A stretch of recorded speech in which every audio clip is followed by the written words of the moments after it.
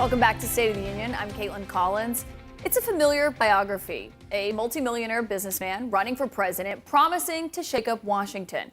His name is not former President Trump. It's Vivek Ramaswamy. He is 37. He's using his biotech fortune to make early inroads with Republican voters. And the candidate, Vivek Ramaswamy, joins me now. Thank you so much for being here. You know, you're touting your outsider status as a quality, but I don't know of any president in recent history we've had that did not either hold office or was not a national figure like Trump was. So why do you think you can win? So look, I'm running distinctively on my vision for this country. I'm not running on my biography or my business credentials. I'm running on a vision for this country that I've articulated over the last several years. And a lot of the conservative base actually is familiar with me through the 3 books I've written, 2 of which are published, traveled the country and otherwise.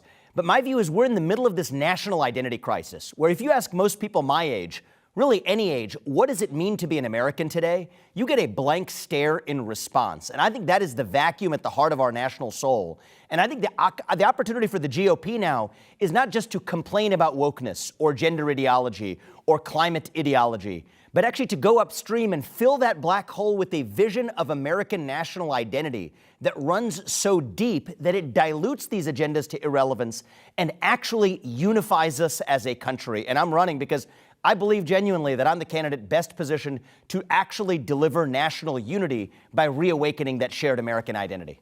I want to ask you more about that platform, but you are self-funding your campaign, at least for right now. How much are you prepared to spend?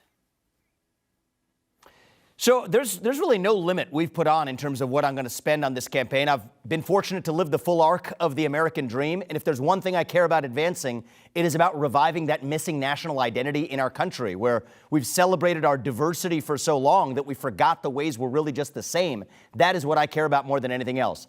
That being said, I think a lot of businessmen or history would teach self-funders make the mistake of thinking that they can just use their own money as a substitute for gaining the support of voters.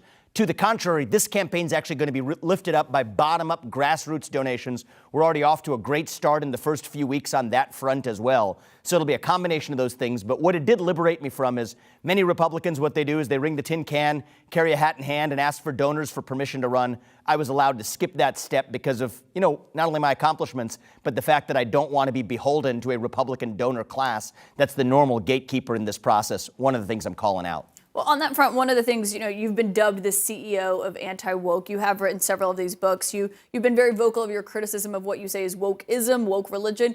Can you just define how do you define woke? Yeah, and I'm going to define it in neutral terms, not in critical terms. Being woke refers to becoming alert to invisible societal injustices, generally based on genetically inherited characteristics like race, sex, and sexual orientation, and then being called upon to act on those injustices using whatever potential legally means are necessary, including the market, to do it. That's a neutral definition that even most proponents of wokeism in the United States would agree with. Now, my criticism of this is I think that it's inherently divisive to tell us that we're nothing more than the characteristics we inherit on the day we're born. That divides us on the basis of race and sex and sexual orientation. And then when that merges with capitalism, which is what I've actually been the biggest critic of, what it does is we lose the sanctuary, the apolitical sanctuary in our economy that otherwise brings us together, whether we're black or white, even whether we're Democrat or Republican. That's one of the underappreciated reasons why capitalism has to stay apolitical.